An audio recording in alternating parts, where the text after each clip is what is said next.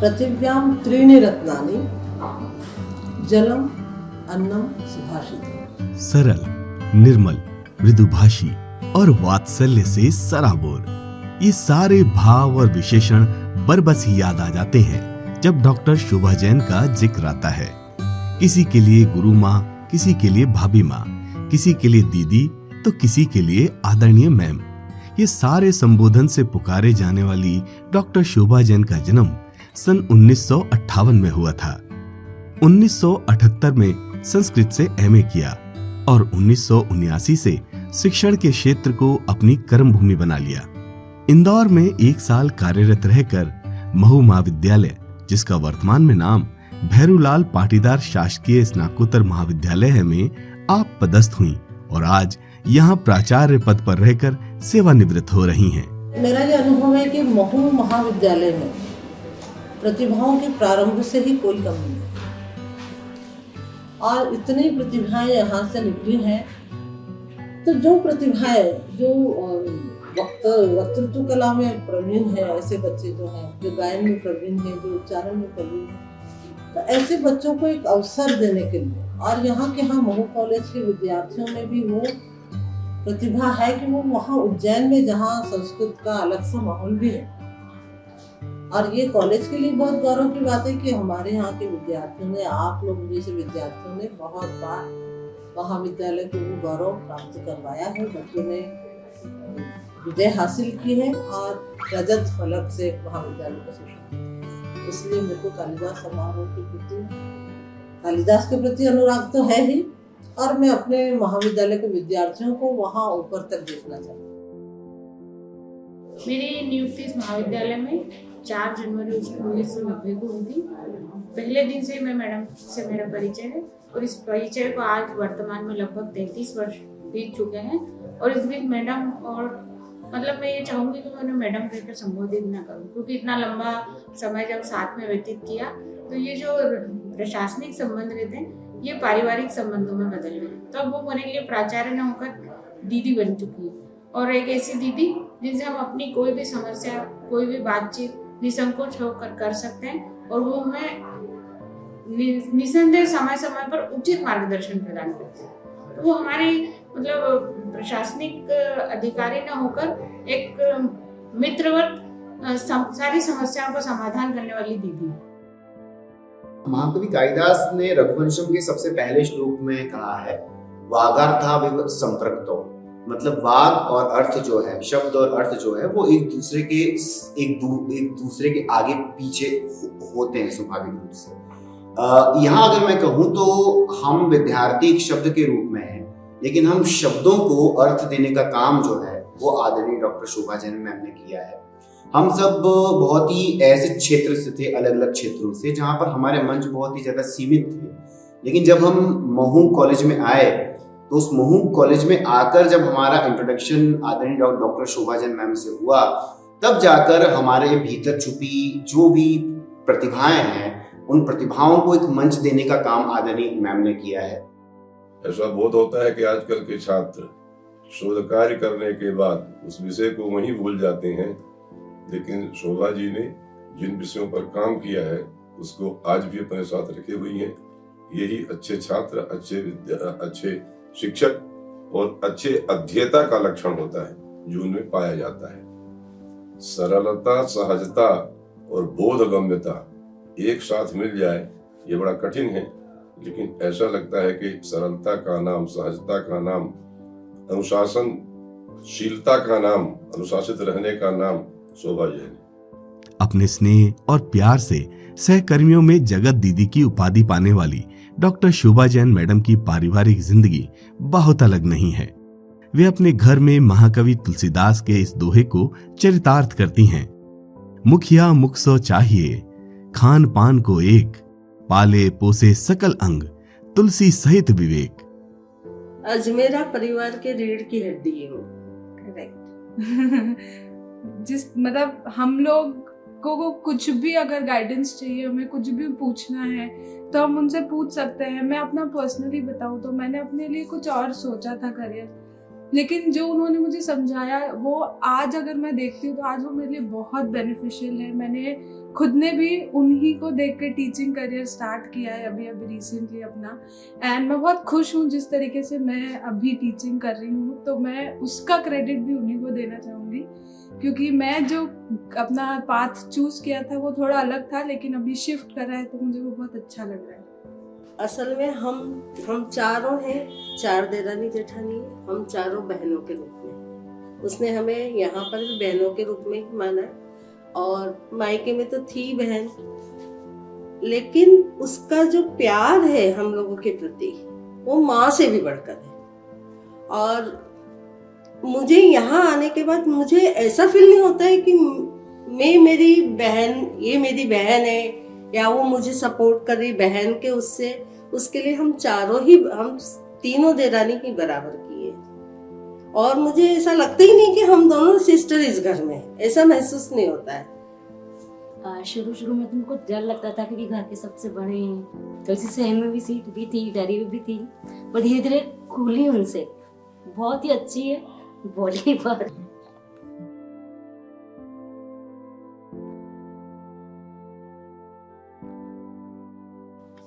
मैं बोल ही नहीं पाऊंगी उनके बारे में, शब्द ही नहीं बोल लेकिन उनके पास।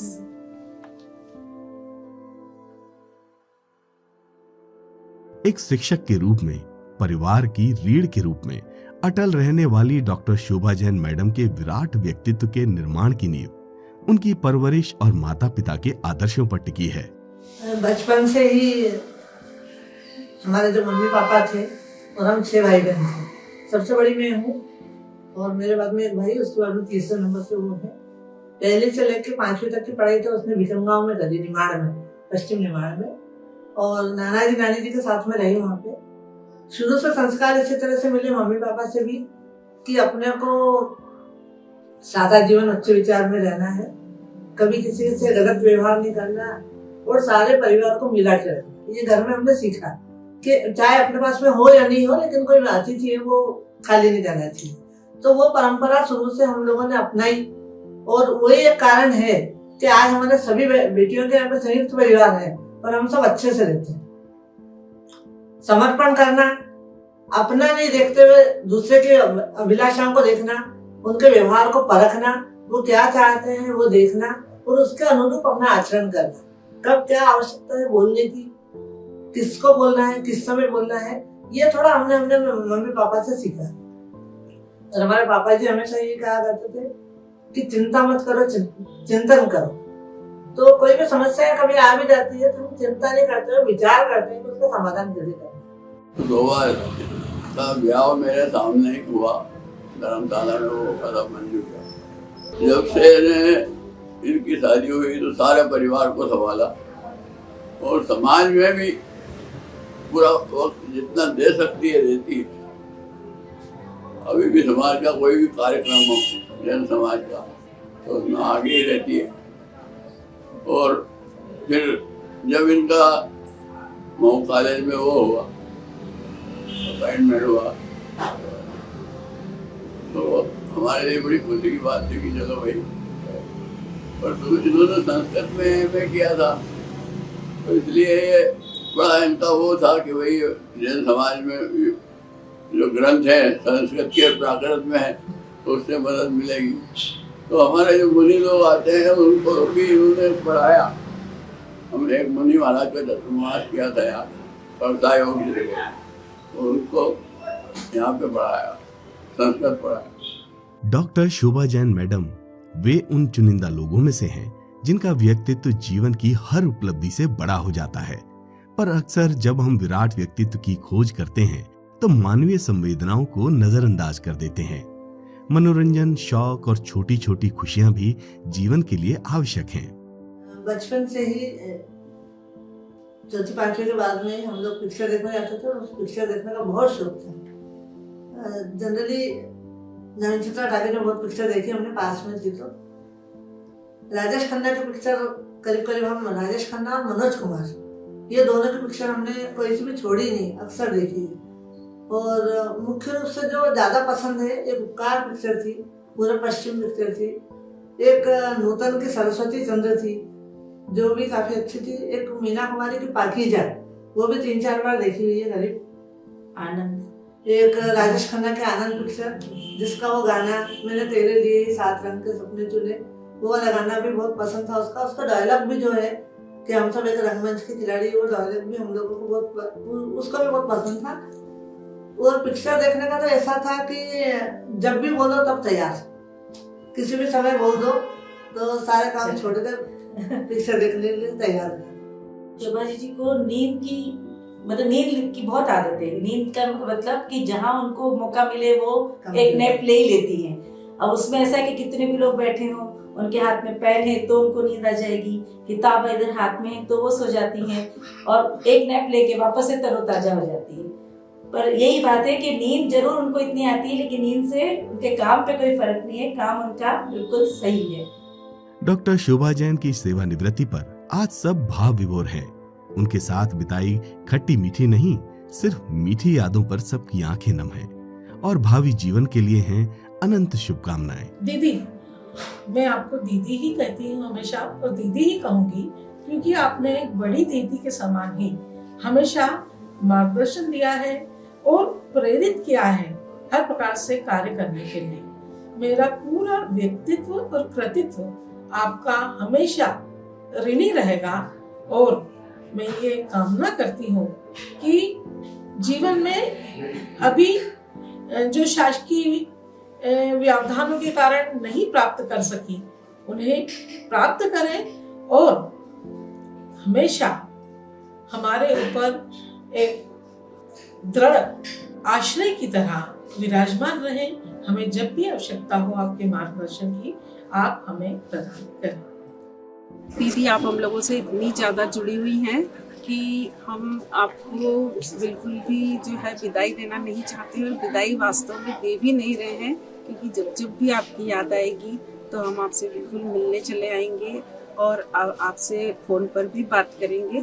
और आपकी खुशी के लिए जो है बस मेरे मन में यही लाइनें जो है इस गीत की आती है, हर खुशी हो वहाँ तू जहाँ भी रहे, जिंदगी हो वहाँ तू जहाँ भी रहे, हर खुशी हो वहाँ तू जहाँ भी रहे। आदरणीय दीदी, सेवानिवृत्ति तो प्रशासकीय है, आप तो सदाबहार हैं। यह सेवानिवृत्ति आपके जीवन के उत्तरार्ध का शुभारंभ है। इस जीवन में आप जो भी आपके कार्य अपूर्ण रह गए हों, आपके शौक बाकी हों, धर्म, साहित्य या स्वाध्याय के रूप में जो भी आपकी शुभ इच्छाएं हों, वे सब अब आपके लिए पूर्ण करने का अवसर आ गया है। आप सब परिवार स्वस्थ और प्रसन्न रहें। तेजस्वी तो आप हैं ही, आप यशस्वी और दीर्घायु भी बने और हम सब पर इसी तरह पूर्ववत अपना स्नेह बनाए रखें। मैडम, बहुत बहुत आपको प्रणाम है। आपका यह जो शासकीय सेवा का काल रहा है, ये अत्यंत गौरवमय और साफ सुथरा। ऐसे बहुत कम लोग हुए हैं जिनके ऊपर कोई दाग न लगा हो, लेकिन ये ईश्वर की कृपा है और ये आपके चरित्र की महानता है कि आपने इतनी बड़ी बड़ी जिम्मेदारियों को निभा करके भी अपने आप को बिल्कुल स्वच्छ बना के रखा, निष्कलंक बना कर रखा। मेरी भगवान से यही प्रार्थना है कि आपका यह यशोमय जीवन इसी प्रकार से आगे भी बना रहे। आप शासकीय सेवा से जा रही हैं, लेकिन हम लोगों के बीच में आप हमेशा ऐसे ही प्रकाश करती रहेंगी, यह मेरी शुभकामना है। आपको पुनः पुनः प्रणाम। आज आप अपनी अर्धवार्षिकी आयु पूर्ण कर सेवानिवृत्त होते हुए एक नए पड़ाव, एक नए मुकाम की ओर जा रही हैं, जहां पर आप अपने साहित्य के प्रति जो आपकी गहरी रुचि है उसको पूर्ण करने का आपको एक नया अवसर मिलेगा। साथ में एक सामाजिक प्राणी या एक समाज में एक सामाजिक कार्यकर्ता के रूप में जिन कर्तव्यों का निर्वाह करने में आपको दिक्कतें आ रही थी या समय कम पड़ रहा था, उन कर्तव्यों को निर्वाह करने में, उनका निर्वहन करने में आपको बहुत समय मिलेगा और उस योगदान के लिए हम सब ऋणी रहेंगे। ये मेरे लिए थोड़ा दुर्भाग्य का विषय होगा कि 28 फरवरी को मैडम सेवानिवृत्त हो रही है, लेकिन उनका जो अनुभव है उससे सेवानिवृत्त भली हो जाए, लेकिन कोई ऐसा पल या कोई ऐसा समय नहीं होगा जबकि वो हमारे साथ इस कॉलेज में जुड़ी हुई नहीं होगी। महाविद्यालय में हमेशा उनका स्वागत रहेगा और जब भी किसी कॉलेज में किसी प्रकार की समस्या आएगी तब हम मैडम को जरूर यहाँ आमंत्रित करेंगे। तो मैं मैडम के बारे में ये कहता हूँ कि भविष्य में मैडम का हमें जो योगदान रहा है, मैं उनका छात्र तो नहीं रहा पर मैंने उनको बहुत करीब से देखा है। उनने हमेशा सतत ये काम किया है कि लोग विद्यार्थी आगे बढ़े, महाविद्यालय का नाम पूरे हिंदुस्तान में हो और महू का नाम भी हो, क्योंकि महू की वो लोकल रहने वाली है, इसलिए उन्हें ये समन्वय सबसे बड़ा है मैडम का। जो समन्वय मैडम ने जो बनाया है चतुर्थ कर श्रेणी के और प्राध्यापकों के, सहायक प्राध्यापकों के इनके बीच में, वो सबसे ज्यादा महत्वपूर्ण है मैडम। तो मैडम का यहाँ से जाना, मुझे इसके बारे में तो ऐसा एक मैं शेर के माध्यम से मैडम की महत्ता को बोलने की कोशिश करता हूँ। बिछड़कर कारवां से हर राही को तन्हा होते देखा है, बिछड़कर कारवां से हर राही को तन्हा होते देखा है, पर जो कारवां को तन्हा कर दे वो राही अब देखा है, पर जो कारवां को तन्हा कर दे वो राही अब देखा है। कि मैडम के जाने के बाद ना ऐसा तो नहीं कि हमारी भीड़ तो यहाँ रहेगी मौजूद, परंतु हम वैसे नहीं रह पाएंगे जैसे मैडम के होने से हैं। तो इसी में मैडम का पूरा इम्पोर्टेंस झलकता है। तो मेरा नाम लवलेश शर्मा है। मैं लक्की पाटीदार। मैं विभूति नाथ झा। और हम तीनों मैम के स्टूडेंट हैं, पर उनके से कभी पढ़े नहीं। हम संस्कृत के विद्यार्थी नहीं रहे। हाँ।